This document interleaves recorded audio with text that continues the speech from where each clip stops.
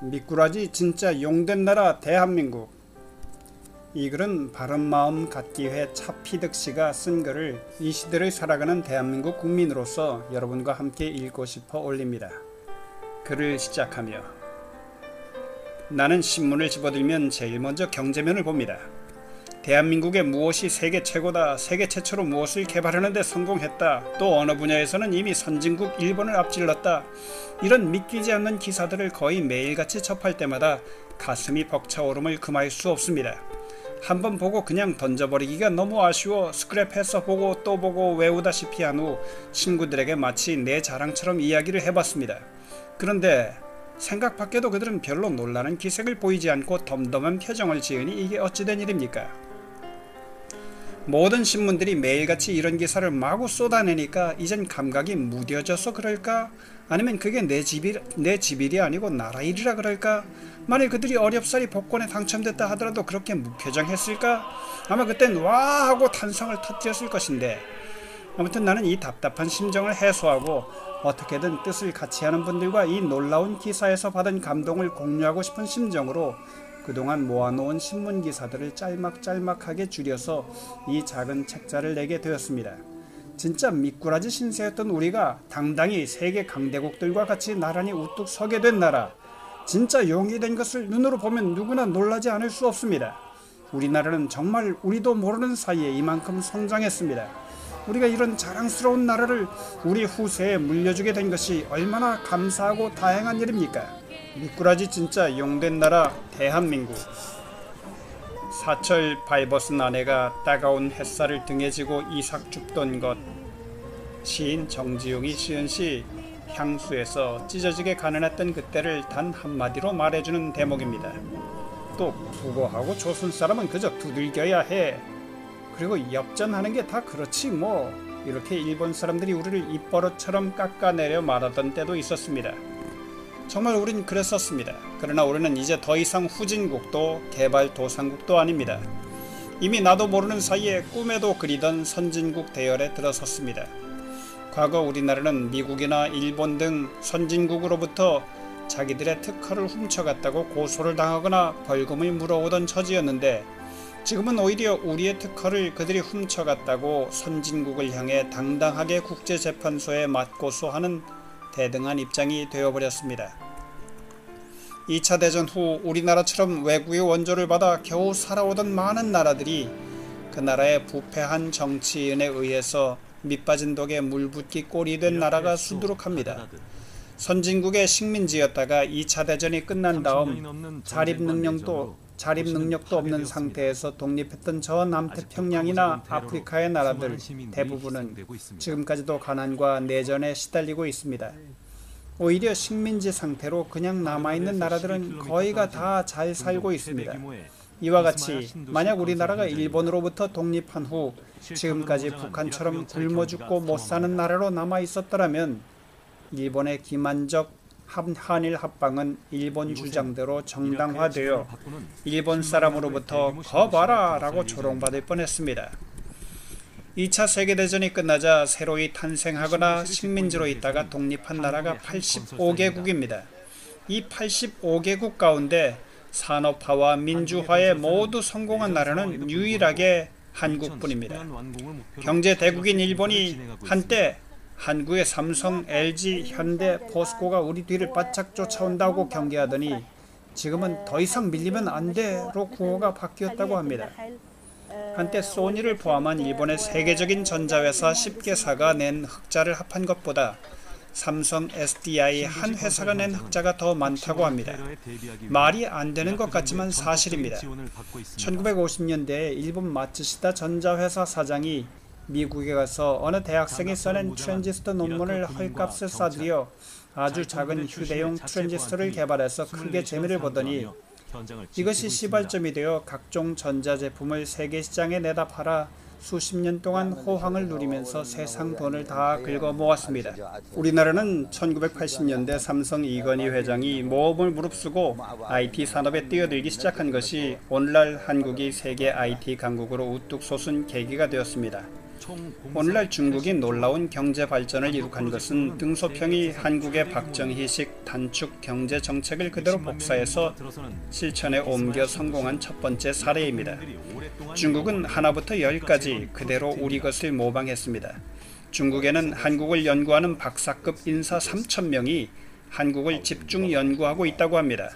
역사상 중국은 대국으로, 우리는 소국으로 지내왔습니다. 그들은 우리를 별 볼 일 없는 변방 소국으로 여겨왔습니다.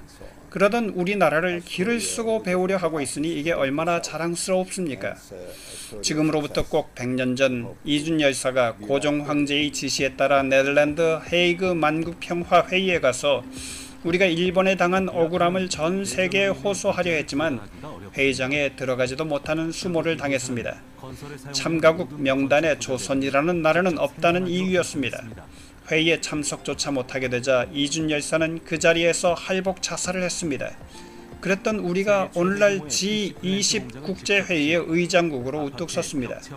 그리고 또 우리나라 대통령이 선진국 정상들을 향해 이래라 저래라 훈수까지 하고 있다니 이건 역시 말이 안 됩니다. 세계 역사상 이런 나라가 우리 말고 또 어디 있습니까? 라스베가스와 독일 등지에서 열린 전 세계 전자제품 전시장에서 우리나라의 삼성과 LG가 판을 치고 있습니다. 그 많은 선진국들을 다 제치고 말입니다. 또 세계 유명 백화점 전자제품 코너 진열대에 단연 한국 제품이 맨 앞줄에 진열되어 있을 뿐만 아니라 그것도 명품으로 제일 비싼 값에 팔리고 있습니다. 영국의 유명한 직업 축구단 첼시의 후원 회사가 삼성이고 전 세계가 보는 그 유니폼에 삼성 마크가 나옵니다. 한때 일부 미국 사람들이 소니를 미국 회사로 잘못 알고 있었다고 하듯이 우리나라 삼성이 너무 엄청 큰 회사가 되다 보니 일본 브랜드로 잘못 알고 있는 사람들이 허다하다고 합니다. 삼성, LG전자는 전 세계 TV 판매에서 1, 2위를 차지했으며 세계 TV 3대 중 1대는 한국 것이고 미국에서는 2대 중 1대가 한국 것입니다. 과거에는 한국 의사들이 미국에 가서 간 이식 수술 연수를 받아왔는데 10년이 지난 오늘날에는 미국 교수와 의료진이 오히려 한국에 와서 간 이식 수술 연수를 받고 있습니다. 연수를 받던 나라에서 가르쳐주는 나라로 바뀐 것입니다. 또 우리나라의 대형 병원들의 각종 암수술 성적이 이미 세계적인 수준급이란 것은 이미 알려진 사실입니다.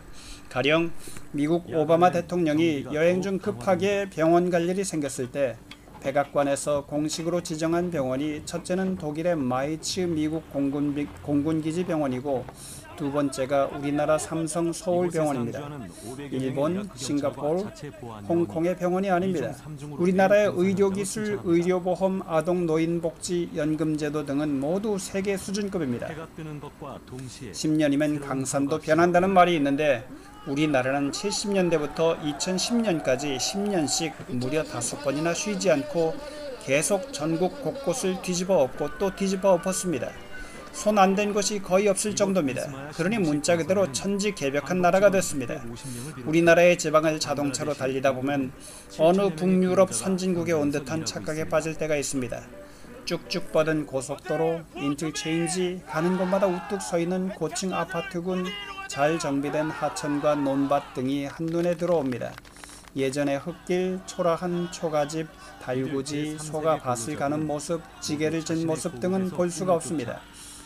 이민 갔다가 오랜만에 고국에 돌아온 친지들에게 이런 것들을 마치 내 것이 이렇게 변한 것처럼 신나게 보여주며 자랑도 할 수 있는 우리이지만 만약 우리나라가 조금도 변하지 않고 옛 그대로라면 얼굴을 들지도 못하는 처량한 모습일 것을 한번 상상해 봅니다.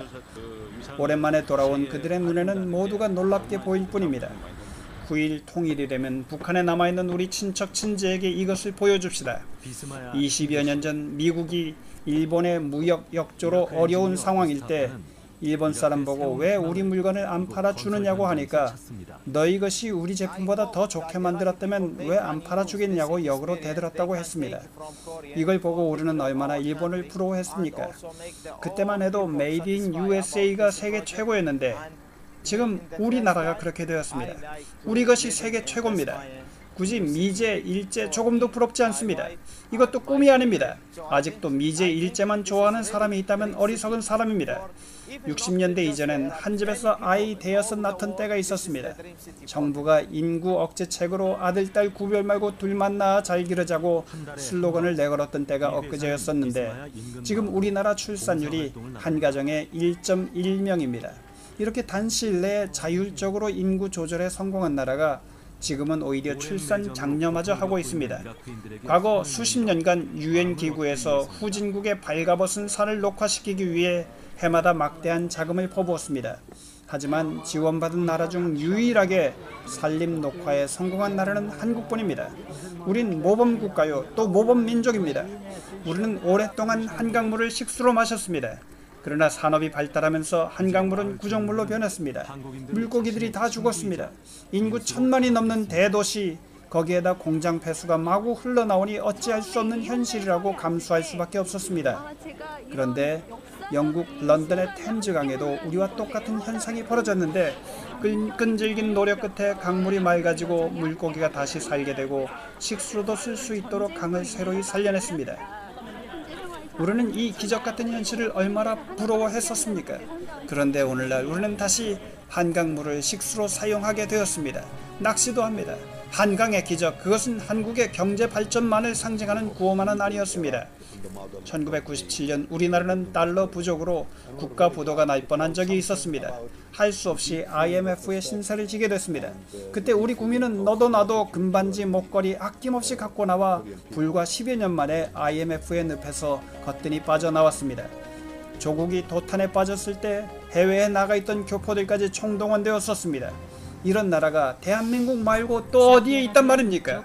지금은 외환 보유고가 3천억 불이 넘는 외화 보유 강국으로 보란듯이 우뚝 서게 되었습니다. 영국 어느 대학과 자매 결연을 맺은 성균관 대학교에서 있었던 일입니다. 영국에서 우리나라를 방문한 교수진에게 민속촌을 구경시켰는데 옛날 우리나라 풍속인 대장간, 달구지, 지게, 집신, 초가집 등을 다 둘러보고 이런 때가 몇백 년 전의 모습이냐고 하는 질문에 약 30여 년 전의 모습이라고 설명하니 300년을 30년으로 잘못 통역하는 줄 알고 300냐 30냐고 반문하면 믿기 어렵다는 듯이 고개를 갸우뚱했다는 이야기입니다. 불과 30년이라는 짧은 세월에 이렇게 급변한 것은 기적에 가깝다고 감탄했다고 합니다.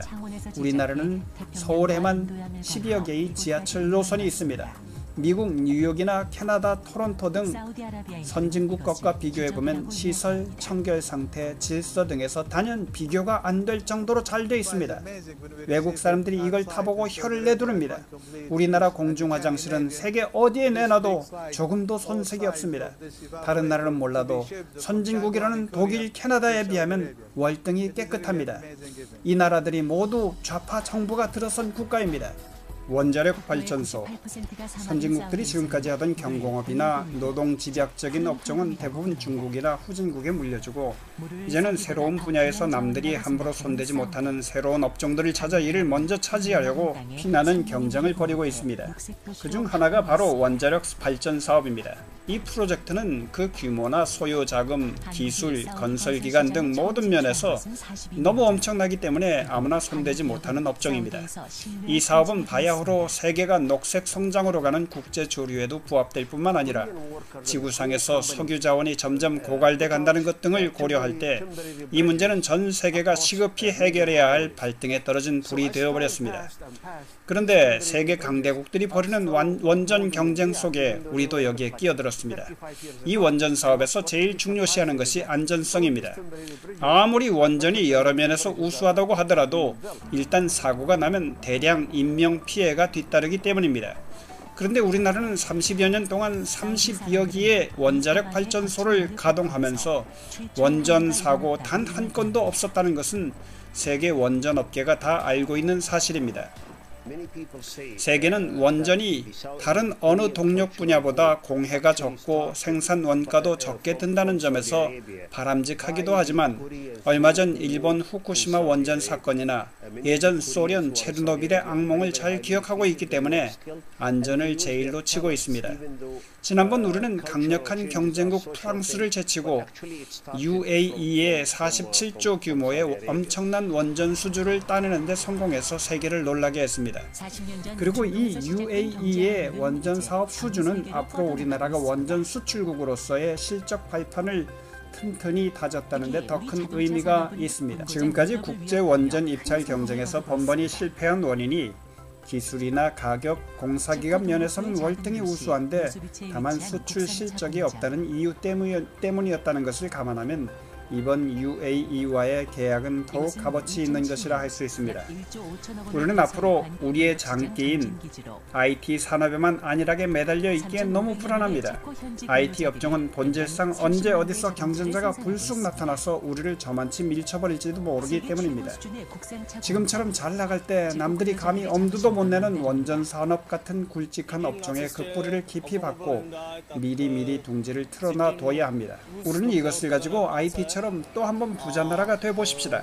지난번 터키나 베트남의 경우 우리나라와 원전 계약을 하기로 거의 합의된 것을 지난번 UAE에서 우리에게 밀린 일본이 갑자기 나타나 자금을 무제한 대준다는 조건으로 계약을 가로채간 적이 있습니다. 그런데 이번 후쿠시마 사건으로 그 안전성에 큰 흠집이 생긴 것입니다. 이번 후쿠시마 사건으로 일본은 원전 사업에서 아주 손을 떼기로 결정했습니다. 우리는 국제 무대에서 더욱 유리한 입장이 되었습니다. 당장은 반원전 여론 때문에 각국 정부가 정책 결정을 미루고는 있지만 부족한 전력 소모를 충당하는 길은 원전뿐이므로 다시 원전으로 돌아올 수밖에 없을 것이며 그때는 다시 한국을 찾을 것입니다. 인천국제공항은 7년 연속 세계 최우수 공항상을 받았습니다. 이제 명실공히 명품공항으로 확고히 자리매김을 했습니다. 입국하는데 12분, 출국하는데 16분밖에 안 걸립니다. 전 세계에서 이렇게 빠른 공항은 없습니다. 물결치듯 곡선을 잘 살린 공항 지붕 등 아름다운 건축물이 한층 돋보입니다. 이젠 인천공항은 세계공항 디자인 교과서가 되었습니다. 2011년 인천공항은 환승객 566만 명을 기록함으로써 일본 나리타 공항의 529만 명, 중국 푸동의 100만 명을 넘어섰습니다. 또 여객수에서는 3,506만 명에 이르러 나리타 공항의 2,806만 명을 훨씬 넘겨 동북아 최대의 허브임이 확인이 됐습니다. 동남아 5위 부산항. 1979년 국내 최초로 컨테이너 전용 항만이 부산 자성대에 개장했습니다. 그 후 33년 만에 20 내지 30배가 넘는 물동량을 처리할 수 있는 동남아 5번째 가는 항만으로 발전했습니다. 지금은 연간 1,600만 개의 컨테이너를 신속히 처리할 수 있는 초현대식 항구로 발전했습니다. 상하이, 선전, 홍콩, 싱가포르 다음 가는 동남아 5위의 큰 항만으로 발돋움한 것입니다. 부산항은 컨테이너 한 개 처리하는 데 드는 하역비가 $40인데 반해 상하이 항의 경우 $90나 합니다. 그리고 컨테이너 처리 작업하는 속도가 시간당 최고 34개나 할 수 있습니다. 세계 최고입니다. 중국의 항구들은 항상 안개가 많이 끼어 있어서 화물 하역 작업하는데 극심한 어려움을 겪고 있다고 합니다. 그래서 모든 선박이 조건이 좋은 부산항에 몰려들기 시작한 것이 이 항만이 급속하게 발전하게 된 원인이라고 합니다. 여기서도 우리는 천우 신조의 덕을 톡톡히 보고 있습니다. 차세대 자동차 배터리. 세계에서 내로라 하는 자동차 메이커들은 장차 휘발유 없이 달리는 차세대 배터리 자동차 개발에 너도 나도 열을 올리고 있습니다. 이 배터리 전기차의 제일 중요한 것은 가볍고 오래 달릴 수 있는 배터리입니다. 이것을 누가 먼저 개발해 이 새로운 분야에서 패권을 잡느냐가 큰 관심사가 되어 있습니다. 우리나라는 여기에도 겁없이 뛰어들었습니다. 그런데 우리는 이미 핸드폰 강국으로 꾸준히 성장해왔습니다. 이 핸드폰 경쟁에서도 한때 누가 얼마나 가볍고 오래가는 배터리를 내놓느냐가 승패를 좌우했습니다. 그래서 각 메이커들은 그동안 피나는 경쟁 속에서 배터리 개발에 사원을 걸고 달려왔습니다. 따라서 우리나라는 어느 나라보다도 이 분야에서 기술이 월등히 앞서고 있습니다. 이 뛰어난 배터리 제조 기술을 새로 개발되는 전기 자동차에 접목시키려는 것입니다. LG는 이미 세계적인 자동차 회사 GM과 BMW, 포드, 크라이슬러 그리고 현대, 기아차들과 일본 자동차와 독일 벤츠만 빼고 장기간 이 자동차용 배터리를 공급하기로 하였습니다. 그 유명하다는 세계 배터리 제조 회사들을 다 제치고 이미 미국 미시간주 홀랜드시에는 미국 오바마 대통령이 참석한 가운데 LG 자동차 전용 배터리 공장이 세워졌습니다. 또 중국에도 이 같은 공장이 세워지고 있습니다. 우리나라가 이 분야에서도 세계를 휩쓸고 있습니다. LG 없으면 미국 전기차가 움직이지 못한다는 말까지 나오고 있습니다. 세계는 지금 이 배터리 기술이 장차 새로운 전기 자동차 생산업의 성패를 좌우하는 중요한 기술로 보고 있습니다. 이 배터리의 주 원료가 리튬인데 이것은 전 세계에서 볼리비아가 40%, 칠레가 30%의 매장량을 갖고 있습니다. 선진국들은 이것을 먼저 확보하려고 치열한 경쟁을 벌였지만 우리나라가 모든 국가를 물리치고 볼리비아로부터 이 리튬 개발권을 따내는 데 성공했습니다. 전 세계에서 전기 자동차용 배터리를 만드는 나라는 미국, 일본과 우리뿐입니다. 전기 자동차의 배터리는 자동차 원가의 무려 40%나 차지합니다. 추격을 불허하는 삼성 20나노. 우리나라는 치열한 반도체 경쟁에서 단연 앞서가고 있습니다. 1나노미터는 10억분의 1미터인데 삼성전자는 이번에 세계 반도체 업계에서는 처음으로 20나노급 D램 반도체를 개발하고 양산에 들어갔습니다. 이는 30나노급보다 경쟁력이 40% 이상 향상된 것입니다. D램 30년 전쟁은 삼성, SK 하이닉스의 승리로 마무리되었습니다. 세계 3위 D램 업체인 일본 LP단은 계속되는 적자를 이겨내지 못해 드디어 파산하고 말았습니다. 일본 정부가 TV, 휴대폰, LCD 등 IT 시장에서 모두 한국에 내놓은 상태에서 마지막 LP다의 D램마저 사라질 경우 일본 국민에게 깊은 상처가 남을 것으로 보고 할 수 있는 모든 것을 다 지원했으나 끝내 구해낼 수가 없었습니다. 이렇게 되면 D램 시장에서 삼성, SK 하이닉스, 미국의 마이크론만이 남게 됩니다. 삼성과 SK 하이닉스는 전 세계의 70% 이상 점유율을 가지고 있습니다. 이로써 D를 바짝 추격해오던 경쟁국 일본과 대만을 보기 좋게 따돌린 셈입니다. 한마디로 일본, 대만 등의 경쟁업체를 초토화시킨 셈입니다. 이 반도체는 전자산업에 있어서 없어서는 안 될 쌀과 같은 중요한 물체로서 앞으로 이 분야에서는 한국이 주도하게 될 것입니다. 세계 최고 수준 초전도 전선 개발. 기존 전선보다 170배나 많은 전류를 보낼 수 있는 초전도 전선이 우리나라에서 세계 최초로 개발됐습니다.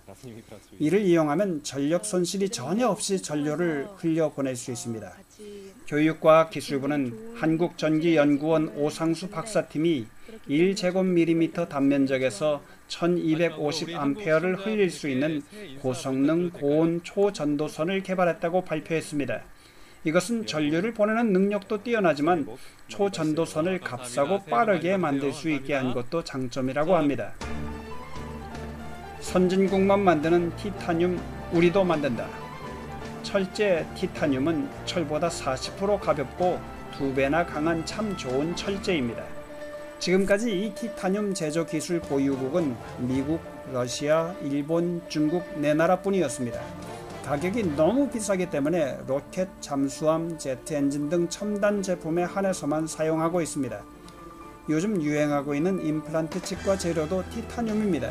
그러나 티타늄 제조 기술 보유국들은 기술 이전을 강력히 거부하고 있어 우리는 지금까지 비싼 값에 그것을 사다 써야 했습니다.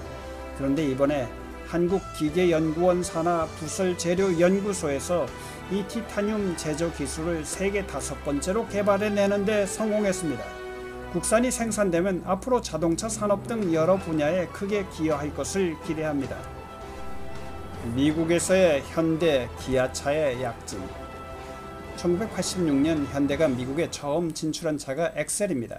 그렇게 까다로운 미국의 수입 자동차 테스트에 일단 통과된 것만으로도 대단한 일입니다. 그런데 정작 이 엑셀이 미국에 들어가자 조롱거리가 됐습니다. 일회용 차, 장난감 같은 차라고 비아냥거렸습니다. 현대 기아차가 홀대를 받게 되자 현대는 10년 애프터 서비스란 파격적인 조건을 내걸었습니다. 그랬더니 모든 자동차 회사가 쾌전을 불렀습니다. 이제 현대는 망했다. 일시적으로 판매량은 좀 늘어나겠지만 10년 동안 계속되는 소비자의 시달림을 어떻게 견뎌낼 수 있겠는가 라고요. 그러나 현대와 기아는 10년 동안 고장나지 않는 차를 만들었습니다. 그런데 또 소비자의 불만이 사라지지 않았습니다. 값싸고 품질은 좋으나 중고차로 되팔 때 헐값에 팔아야 하니 지금 싼 게 아니다란 소문이 돌았습니다.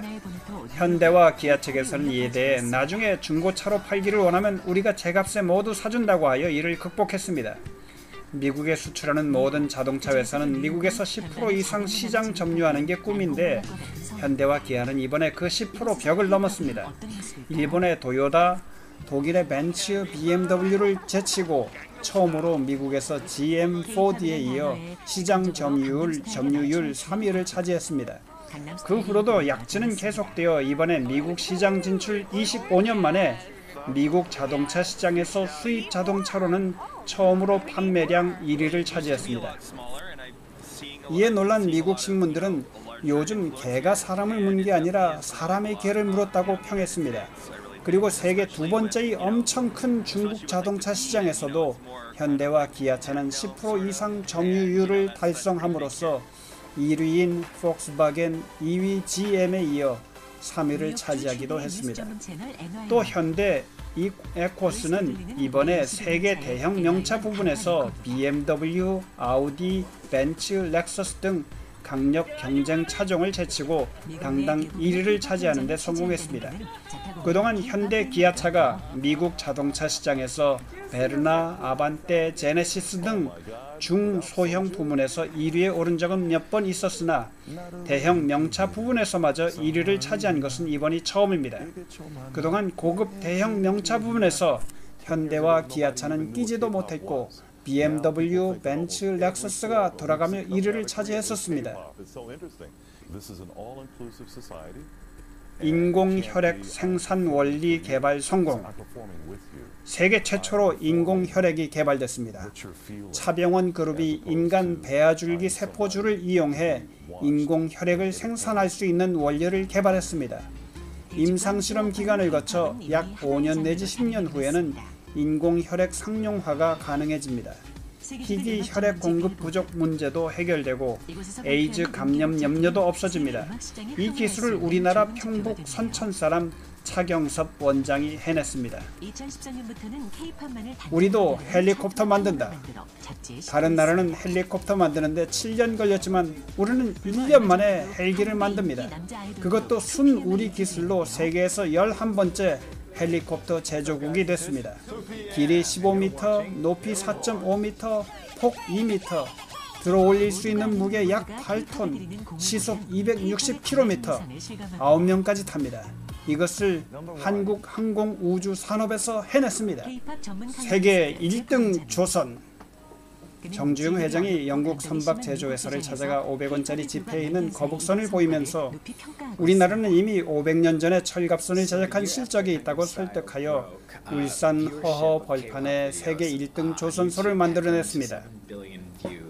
이제는 기술이 별로 필요로 하지 않는 싸구려 컨테이너선은 노동력이 싼 중국에 넘겨주고 우리는 고도의 기술을 요하는 고부가 가치 선박에만 주력하고 있습니다. 컨테이너 선박인 경우 발주처로부터 중국이 못 만드는 보다 더 큰 배를 계속 주문해 오고 있으나 선박을 만드는 기존의 도크가 한정돼 있어서 큰 배의 제작은 한계에 부딪히게 되었습니다. 그러나 현대는 이 난제를 극복해냈습니다.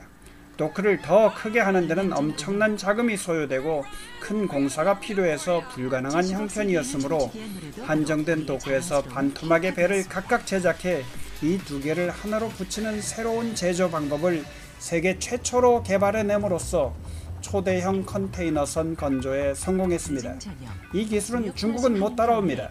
뿐만 아니라 우리는 지금 원유를 시추하는 드릴십, 해양 플랜트, 액화 천연가스 운반선, 쇠빙선, 호화 크루즈선 등 첨단 기술을 요하는 고부가 가치 선박에만 주력하고 있습니다.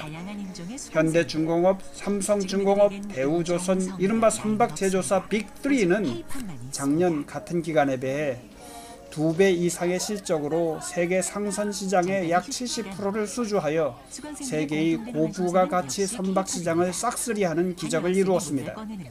세계에서 제일 큰 호화 크루즈선도 우리 STX가 띄웠습니다. 척당 6억 달러가 넘는 드릴십의 경우 2011년 상반기 전 세계 발주량 21척을 우리나라 조선 빅3가 모두 차지했습니다. 현대중공업이 세계 최초로 개발한 쇠빙 상선의 경우 19만 톤의 배가 1.7m 두께의 얼음을 깨면서 6노트의 속도로 달릴 수 있도록 개발했습니다.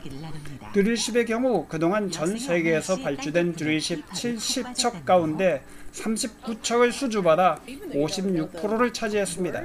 2011년은 17척 중 7척을 따내 약 40억 달러를 벌어들였습니다. 삼성의 드릴십은 세계 최고 속도의 드릴링 기술을 갖추었을 뿐만 아니라 해상에서 천연가스의 생산과 정제, 액화 및 저장 기능을 복합적으로 갖추고 있습니다. 잠수함. 지금까지 강대국만 독점해오던 무기 장사에 이제 우리도 한몫 끼게 됐습니다. 우리 해군의 전략 무기이자 첨단 기술의 총집약체이기도 한 잠수함을 이번에 인도네시아에 처녀 수출할 기회가 열린 것입니다. 우리는 이제 전 세계를 향해 당당히 무기 수출 선진국임을 선포한 셈입니다. 이번에 우리나라는 엄청 치열한 경쟁 속에서 치러진 인도네시아 잠수함 국제 입찰 경쟁에서 러시아와 독일, 프랑스 등 잠수함 강국들을 모두 물리치고 당당히 수주에 성공했습니다. 더욱이 우리나라는 20년 전 독일로부터 잠수함 기술을 전수받았는데 이번에 그 스승국 독일마저 제치고 이룬 일인이 더 큰 의미가 있다고 하겠습니다. 이번에 계약한 금액은 무려 1조 2천억 원으로서 지금까지 무기 거래 단일 계약액으로는 사상 최고의 금액입니다. 전 세계 잠수함 시장 규모가 무려 200조 원에 이른다고 볼 때 우리의 또 하나의 진출 분야가 활짝 열린 셈입니다. 이제 우리는 못하는 게 없습니다. 그 어느 분야든 다 자신이 있습니다. We can do! 무기를 제조 수출하는 나라 이 지구상에 몇이나 됩니까? 우리가 그중 하나가 되었습니다. 우리나라 정말 대단하다고 자랑할 만하지 않습니까? 세계 최대 해양 플랜트 탄생. 우리 기술로 건설한 세계 최대의 해양 플랜트가 본격 가동에 들어갔습니다. 아프리카 앙골라 해상의 원유 생산 저장 시설입니다. 이 시설은 심해의 원유를 끌어올려 진흙 등 각종 불순물도 제거하며 원유 생산에서 저장 하역까지 일괄 처리할 수 있는 초대형 선박입니다. 대우 조선해양이 프랑스로부터 턴키 방식으로 수주했습니다. 2조 6천억 원에 이르는 역대 최대 규모입니다. 삼성기술은 세계가 인정한다. 삼성은 미국 굴지의 회사 IBM과 마이크로소프트 그리고 일본의 소니와 크로스 라이선스 계약을 체결했습니다. 크로스 라이선스란 각 회사가 가지고 있는 특허를 필요에 따라 서로 자유롭게 교환해 사용할 수 있게 하는 제도입니다. 자기 회사의 극비에 속한 기술을 경쟁사에게 다 내놓는 것입니다. 좀처럼 이루어지기 어려운 계약입니다.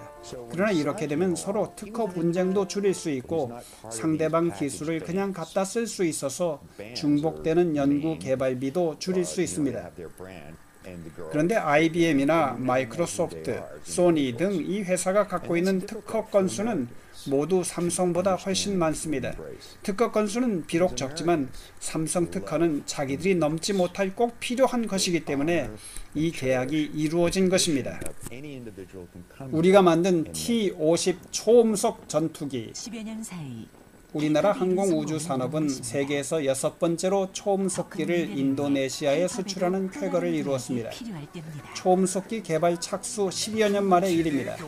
이 입찰 경쟁에서 우리보다 훨씬 앞선 이탈리아 그리고 인도네시아와 아주 사이가 좋던 러시아마저 제쳤다는 데 큰 의미가 있습니다.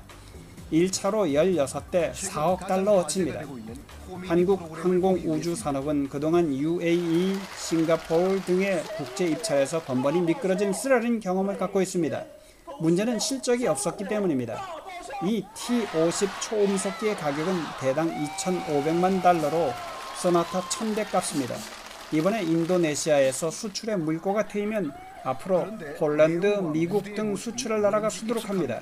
전 세계적으로 초음속기 수요는 7,200대로 예측하고 있습니다. 우리 공군에는 블랙 이글스란 우수 비행단이 있습니다. 이들이 지금까지 아무리 멋진 에어쇼를 펼쳤다 해도 크게 자랑할 일이 못 되는 것은 타고 있는 비행기가 모두 미국 비행기였기 때문입니다. 지금은 우리 비행사가 우리가 만든 비행기로 환상적인 에어쇼를 보여주고 있습니다. 자국 기술로 초음속 비행기를 만들고 자기 나라 비행사가 운전하는 나라는 미국, 영국, 일본, 러시아 등 손에 꼽을 정도입니다. 우리 비행사들은 지난해 3,000회 무사고 비행의 기록을 세웠습니다. 이 항공기는 전자, 기계, 소재 분야에서 최첨단 기술의 총집합체입니다. 그리고 기술 정밀도 면에서는 자동차의 100배 정도가 요구되며 한 대당 20만 개의 부품이 들어갑니다. 우리는 꿈에도 생각 못하던 무기 수출국이 되었습니다. 그것도 너절한 무기가 아닌 잠수함, T-50 초음속 전투기 등 첨단 무기 분야마저 수출하는 나라가 되었습니다. 요격 미사일 세계 5번째로 개발. 우리 국방과학연구소가 중거리 지대공 유도 무기 천궁을 독자 기술로 개발했습니다. 수직으로 발사되는 중거리 지대공 유도 무기 개발은 러시아, 프랑스, 대만, 일본에 이어 세계에서 5번째입니다. 장차 한국형 페이트리엇 미사일 개발의 토대가 될 전망입니다. 이제 우리 힘으로 휴전선에 전진 배치한 북한의 대량 살상 무기를 무용지물로 만들 수 있는 날이 멀지 않았습니다. 일본 독점품 렌즈 우리도 만든다. 휴대전화기에 카메라 기능이 들어가면서 카메라 렌즈의 수요가 갑자기 늘었습니다. 카메라 그리고 렌즈 하면 당연히 독일이나 일본입니다. 지금까지 그들은 렌즈를 일일이 수작업으로 만들기 때문에 대량 생산도 안되고 코스트 다운도 가격 절하도 쉽지 않았습니다. 또 재료가 유리이기 때문에 무게도 무거웠습니다. 이 문제를 해결하기 위해 우리나라 벤처기업 세코닉스가 혁신적인 기술을 창안해냈습니다. 유리 아닌 플라스틱으로 1000분의 1mm의 방막 렌즈를 만들어 800만 화소 내지 1200만 화소를 담을 수 있습니다. 이들은 렌즈를 일일이 손으로 만드는 게 아니라 기계로 팍팍 찍어서 만드는 기술을 개발해냈습니다. 그래서 가격이 한 개에 400원 내지 800원 밖에 안 됩니다. 이러니 100년의 전통과 기술을 자랑하던 독일이나 일본이 속수무책으로 두 손을 들고 말았습니다. 이 렌즈가 삼성, LG는 물론 미국의 애플사에도 납품되고 있습니다. 세계은행 총재마저 우리가 세계기구에는 UN, 세계은행, IMF 이렇게 3개의 큰 기구가 있습니다. 이 중에서도 우리나라 사람이 2개 기구의 최고위직을 맡게 되었습니다.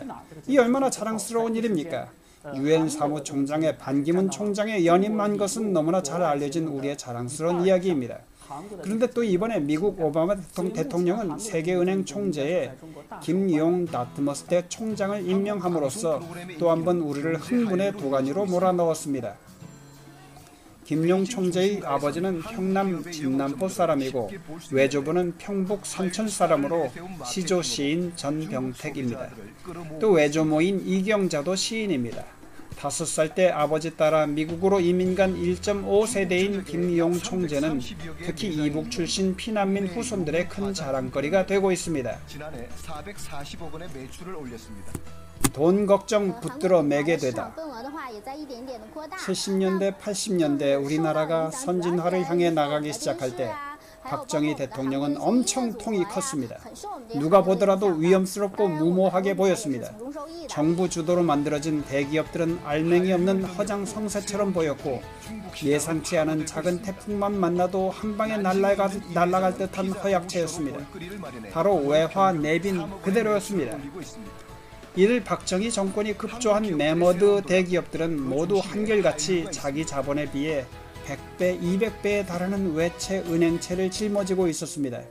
이게 잘못되는 날에는 모두 정부가 고스란히 이것을 떠맡아야 하기 때문에 이건 국가의 운명을 건 큰 모험이 아닐 수 없었습니다. 그래서 심지어는 군인들이 나라를 망친다는 차관 망국론의 혹평을 들어야 했습니다. 군인들이 경제를 알면 얼마나 알겠나. 어린아이들에게 총을 맡긴 꼴이 됐다. 충성, 돌격, 명령 이런 군대식 호령으로 경제가 돌아가는 것도 아니고 그렇다고 의욕만 가지고 되는 것도 아닌데 어쨌든 이렇게 걱정 속에 일은 시작되었고 우리 국민들은 속타는 가슴을 조이면서 박정희 정권이 의욕만 앞세워 저질러 놓은 듯한 일들이 계획한 대로 잘 마무리되게 해주기만을 하나님께 바랄 뿐이었습니다. 그렇게 시작한 지 30-40년이 흘렀습니다. 지금 대부분의 국민들은 이를 모두 까마득하게 다 잊어버렸습니다. 그동안 우리나라 대기업들은 정부의 각종 지원과 국민의 국산 애용 운동에 힘입어 꾸준히 성장했고 혹독한 IMF 사태도 슬기롭게 잘 치러냈습니다. 지금 와서 대기업들의 재무 구조를 들여다보면 믿음직할 정도로 아주 튼튼합니다. 부채는 별로 없고 충분한 자금을 확보하고 있습니다.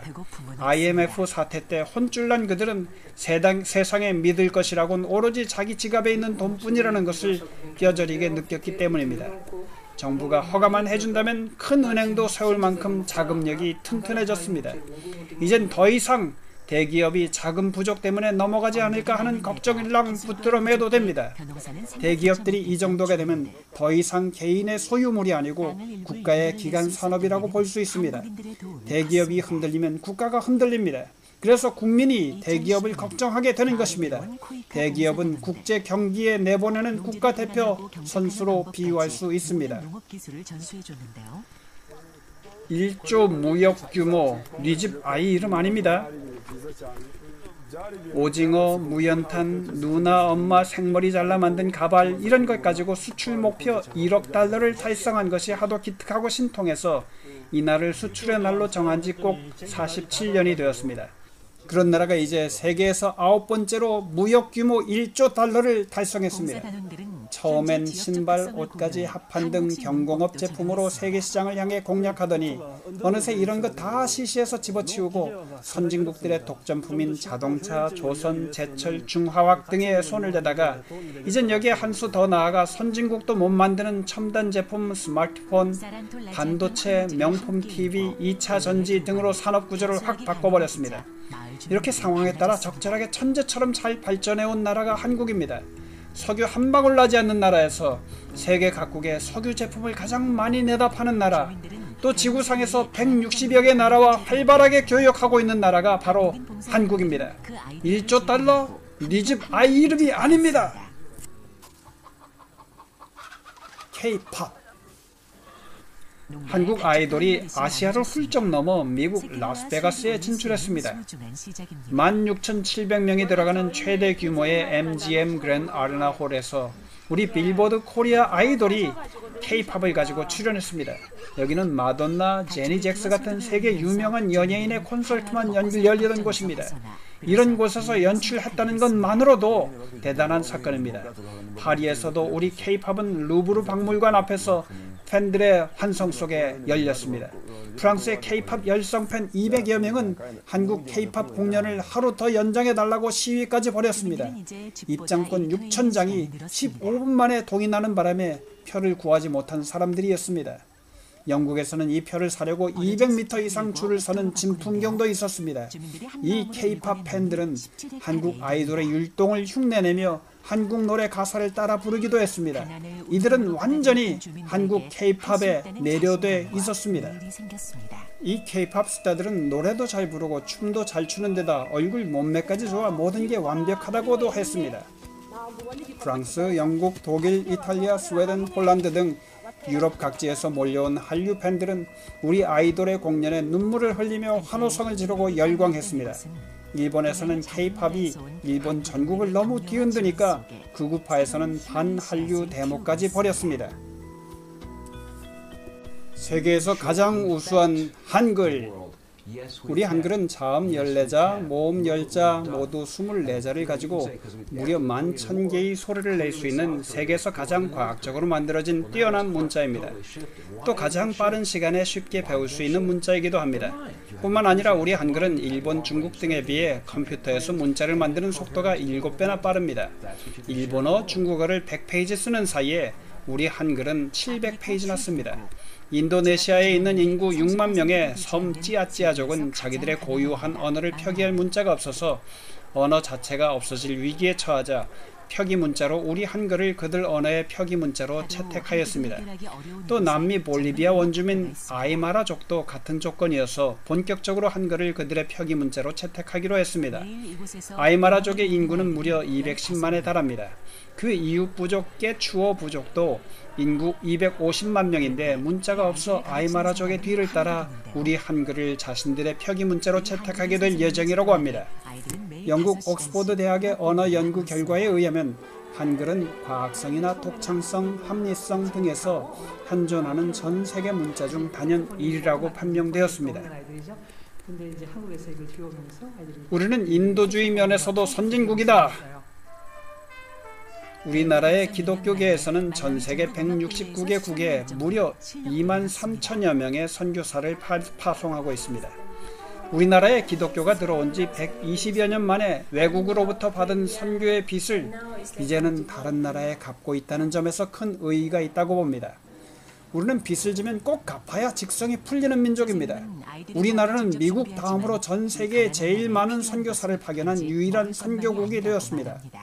기독교보다 100년이나 앞서 전파된 우리 가톨릭에서도 지금 큰 열매를 거두고 있습니다. 아프리카로 가서 온몸으로 헌신한 이태석 신부가 그 예입니다. 그곳 주민들과 같이 생활하면서 그들에게 학교도 지어주고 또 친히 가르쳐주면서 문둥병 환자들을 치료해 주었습니다. 그는 신부이면서 의사였습니다. 수단 사람들은 이 신부를 구세주처럼 모셨습니다. 이태석 신부는 그들을 내 몸과 같이 돌봐주다가 아직도 젊은 나이 48세에 지병인 암으로 끝내 세상을 떠났습니다. 그는 슬프고 자랑스러운 삶으로 역사에 길이 남을 인물이 되었습니다. 이는 아프리카의 성자로 추앙되는 독일의 슈바이처 박사에 못지않다고 생각합니다. 이런 일들이 세계 각국 선교지에서 계속 이어지길 바랍니다. 이것은 한국이 기술 좋고 돈만 잘 버는 나라일 뿐만 아니라 인도주의 측면에서도 단연 모범국임을 대내외에 널리 알리는 이야기가 될 것입니다. 세계가 두려워하는 삼성. 애플사가 아이폰의 둥그스름한 모서리를 삼성이 모방했다고 터무니없는 걸 가지고 소송을 걸어왔습니다. 또 세계적인 전자회사 인텔, 도시바가 우리 삼성 하나를 죽이려고 힘을 합쳐서 협공에 나설 태세를 갖추고 있습니다. 그리고 인텔이 이유 없이 마이크론과 손을 잡는다는 말도 들립니다. 이 모든 일들은 세계를 제압하고 있는 우리 삼성을 견제하기 위한 시도들입니다. 이뿐만 아니라 일본의 도시바가 미국 샌디스크와 손잡는 것도 삼성 견제와 결코 무관하지 않다고 봅니다. 이렇게 세계를 대표하는 전자업계가 삼성 하나 때문에 해묵은 서로의 이해관계를 초월해 가면서까지 서로 뭉치고 있습니다. 그리고 애플사가 지금까지 삼성으로부터 그렇게 많이 사용하던 반도체 부품을 이유 없이 갑자기 인텔이나 대만의 TSMC사 제품으로 돌리고 있는 것도 무섭게 커가는 삼성을 견제하기 위해서입니다. 그들은 삼성을 견제의 대상에서 타도의 대상으로까지 여기게 된 것입니다. 우리는 이제 세계 초강자들로부터 두려움의 대상까지 되었습니다. 그들은 타도 삼성전자, 커지는 삼성파워 가만두면 큰일 나겠다라는 구호를 대놓고 외치고 있습니다.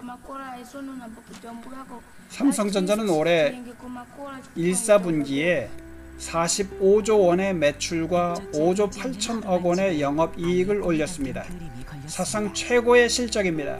이 이익금 5조 8천억 원은 우리나라 코스닥 상장 기업 전체의 1년 영업이익에 맞먹는 금액입니다. 이 이익금 80%는 외국에서 벌어들인 것입니다. 이 기간 소니, 파나소닉 등 일본의 전자업체들이 대규모 적자에 허덕이는 것과 비교하면 실로 놀라운 기록입니다. 이 기간 삼성전자는 스마트폰 판매 경쟁에서 세계를 호령하던 스티브 잡스의 애플을 드디어 제치고 세계 1위에 올랐습니다. 삼성이 당초 스마트폰을 개발할 당시 주위에서 오르지 못할 나무는 아예 쳐다보지도 말아라고 쏟아지던 비판과 비아냥을 통쾌하게 극복한 쾌거입니다. 특히 국내에서는 재벌 때리기, 재벌 해체 등 정치권의 호된 공세 속에서도 흔들리지 않고 선전해 주었습니다. 삼성전자는 2012년 매출 200조 원, 영업이익 25조 원을 목표로 하고 있습니다. 우리나라의 1년 예산은 325조 원입니다. 일본 기업들은 삼성전자의 이러한 놀라운 매출의 비결을 찾아내기 위해 안간힘을 쏟고 있다고 합니다. 삼성식 노하우 경영 서적들이 일본 서점에서 인기리에 판매되고 있습니다. 삼성이 국내에서는 그렇게 홀대받고 있지만 일본에서는 엄청 부러움의 대상이 되고 있으니 통쾌하지 않습니까? 이제 세계는 우리의 무대. OECD 국가는 세계를 좌지우지하는 나라들입니다. 곧 세계 무대 위에서 활약하는 주연 배우에 비유할 수 있습니다.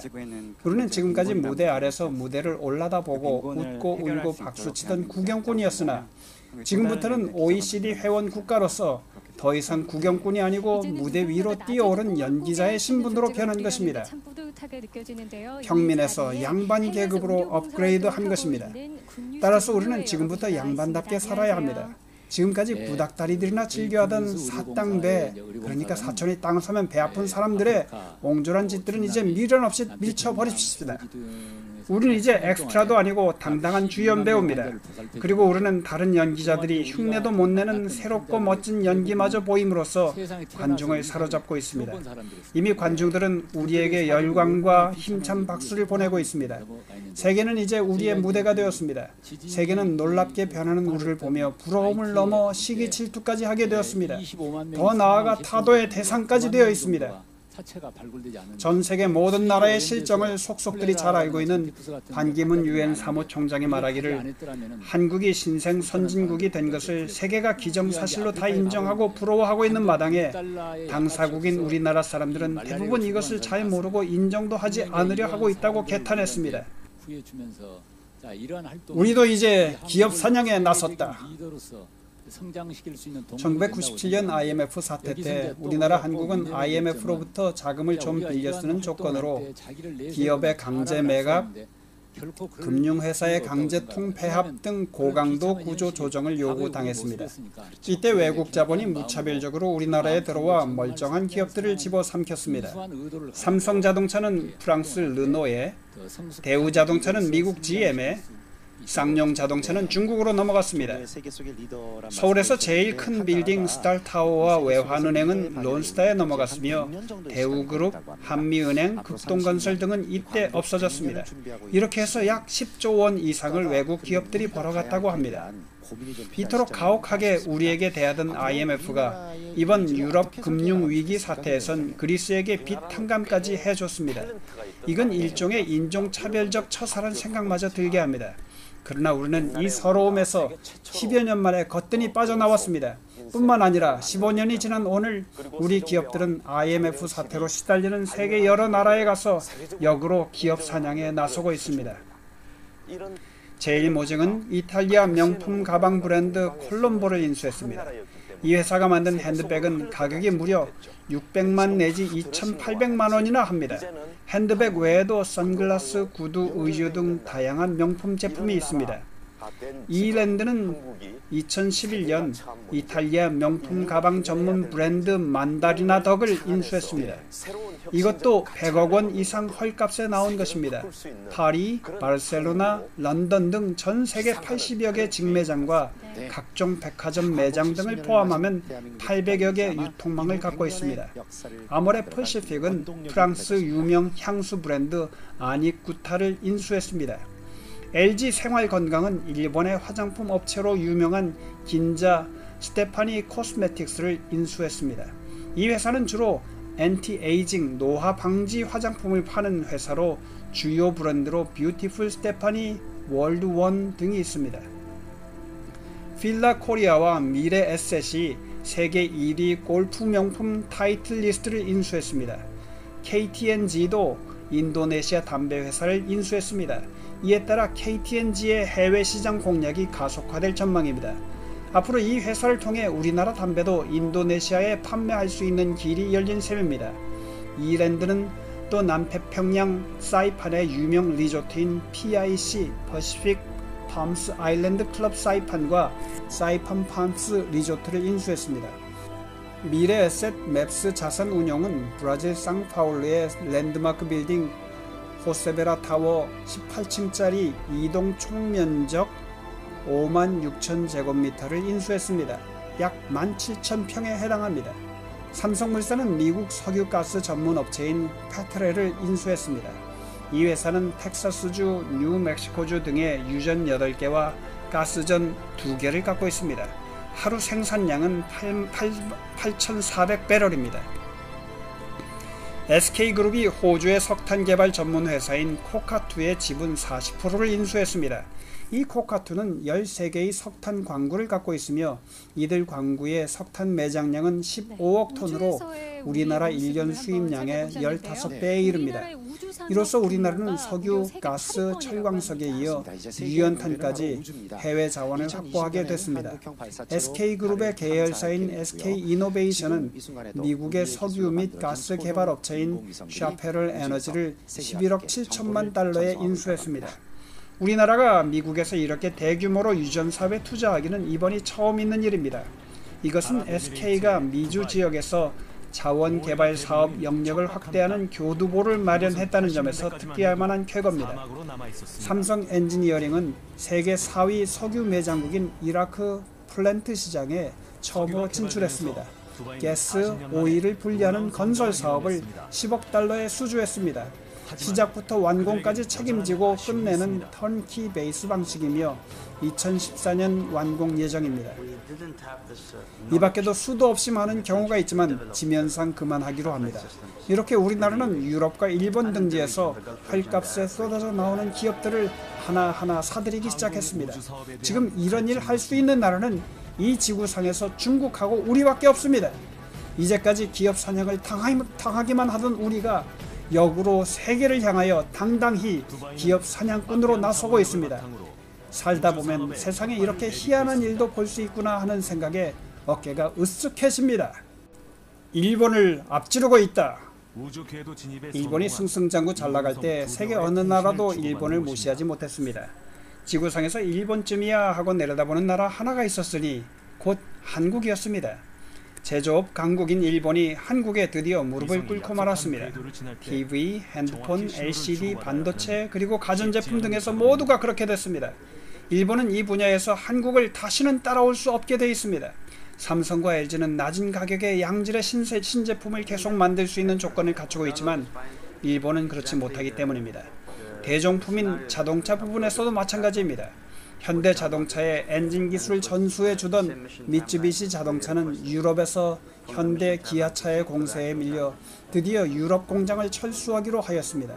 현대차가 처음 자동차 사업을 시작할 때 미쯔비시사에 로열티를 지불하면서 엔진 기술을 사용해 오다가 급기야 용인의 순우리 기술로 엔진을 만들 연구소를 설립하게 되자 미쯔비시사에서 엔진 로열티를 대폭 깎아줄 테니 용인 엔진 연구소를 폐쇄하려는 제의가 들어왔습니다. 정주영 회장은 이를 단호히 거절하고 엔진 개발에 더욱 박차를 가해서 마침내 성공했습니다. 그 후 현대차는 독자적으로 개발한 세타 엔진을 역으로 미쯔비시사와 미국 크라이슬러의 로열티를 받고 역전수하는 쾌거를 이뤄냈습니다. 뿐만 아니라 현대 기아는 유럽에서 미쯔비시, 도요타, 혼다, 닛산 등 일본 빅4를 모두 제치고 시장 점유율에서 앞서고 있습니다. 2011년 현대와 기아의 유럽 시장 점유율은 5.1%이고 도요타가 3.9%, 닛산이 3.4%, 혼다가 1.1%입니다. 가난한 나라들을 원조하는 DAC 국가로 우뚝 선 한국. 지난번 부산에서 세계 개발 원조국 총회가 열렸습니다. 우리나라는 불과 반세기 전만 하더라도 원조를 받던 나라에서 이제는 원조를 주는 나라 DAC 국가로 탈바꿈했습니다. 그리고 그 세계 총회를 우리나라에서 개최하게 됐으니 여간 자랑스럽지 않습니다. 지금까지 DAC의 원조는 잘 사는 나라가 못 사는 나라의 물자를 단순히 도와주는 방식이었으나 이제 우리나라는 근면자조 협동의 새마을운동 정신을 바탕으로 수혜국의 자립의 의지와 그 기반을 제공해 주어야 한다고 역설하고 나섰습니다. 이것은 물고기를 주는 대신에 물고기 잡는 기술을 가르쳐 줌으로써 일시적인 미봉책에 불과했던 과거의 원조 방식을 벗어나 빈곤 문제를 근본적으로 해결해 줄 수 있는 새로운 방식이란 점에서 자랑스럽고 획기적인 제안이라 할 수 있습니다. 이 방식은 이미 우리나라에서 결실을 맺었고 지금의 선진 한국을 이루는 데 큰 기초가 됐다는 점에서 충분한 가능성을 보여주고 있습니다. 그렇기 때문에 부산 총회에서도 우리나라의 제안이 그대로 수용된 것입니다. 한국은 세계 못사는 나라를 위해서 본보기가 되었고 원조하는 나라에서도 선두 역할을 담당하고 있으니 이 얼마나 가슴 뿌듯한 일입니까? 이런 우리나라를 부러워하는 개발도상국들이 좀 많습니까? 이미 탄자니아, 라오스, 캄보디아 등 8개국에서 이 새마을 운동을 벤치마킹해서 실천에 옮겨 큰 효과를 보고 있습니다. 경기도 성남시 코이카 즉 한국국제협력단 연수센터에서는 한 해에 4,000명 내지 5,000명의 개발도상국 공무원과 전문가들이 우리 교육을 받고 돌아가고 있습니다. 우리는 이들에게 희망을 불어넣어주고 선진국으로 가는 길잡이가 돼줘야 할 것입니다. 세계 수준에 오른 노사 문화. 기아자동차는 해마다 연례 행사처럼 강성 노조의 격심한 노동 파업으로 큰 곤혹을 치러왔습니다.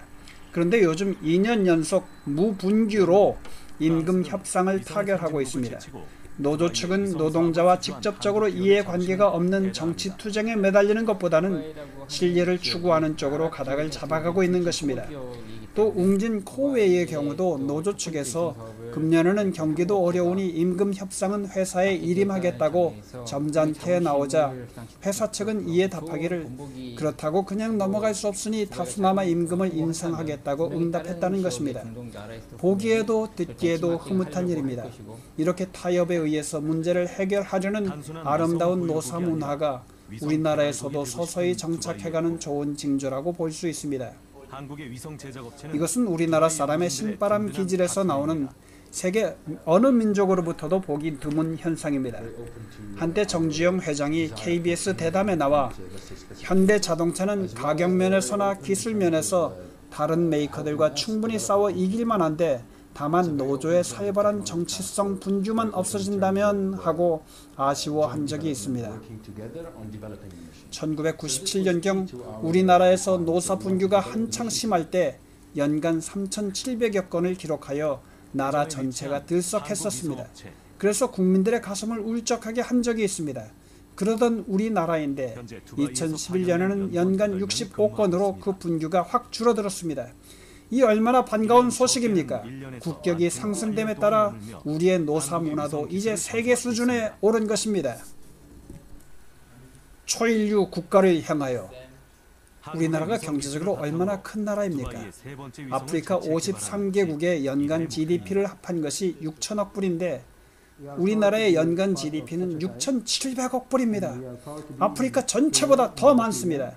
우리나라는 어느 분야에서는 이미 선진국에 진입했고 또 어느 분야에서는 선진국을 앞서 선도적 역할마저 하고 있습니다. 우리는 이것을 초인류 국가라고 합니다.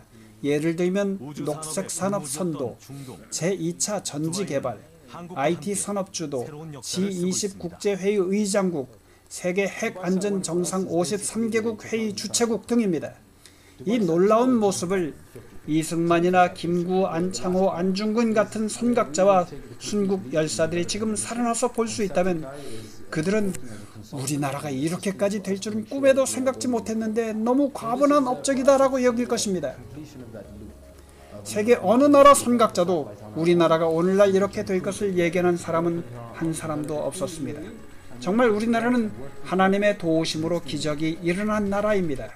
미국은 역사상 자기 나라의 국격을 높이기 위해서 자국의 초대 워싱턴 대통령이나 남북전쟁의 공로가 있는 링컨 대통령, 철강왕 카네기, 자동차왕 헨리 포드, 석유왕 록펠러 등을 자기 나라의 영웅으로 만들었습니다. 이처럼 우리도 이제 우리나라의 자랑스러운 인물 이승만, 박정희, 정주영, 이병철, 박태준 같은 인사들을 교과서나 위인전 등에 올려서 자라나는 어린이에게 희망을 주고 또 긍지를 갖게 하고 우리 민족의 우월성을 널리 알릴 때가 되었습니다.